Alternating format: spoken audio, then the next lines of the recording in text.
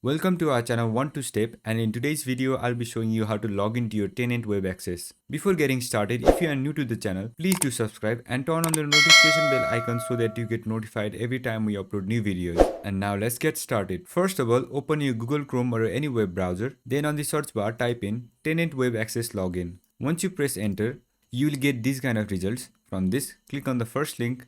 Then you'll be taken to this login page. On this page, you'll have to provide your login credentials. So first, enter your email address.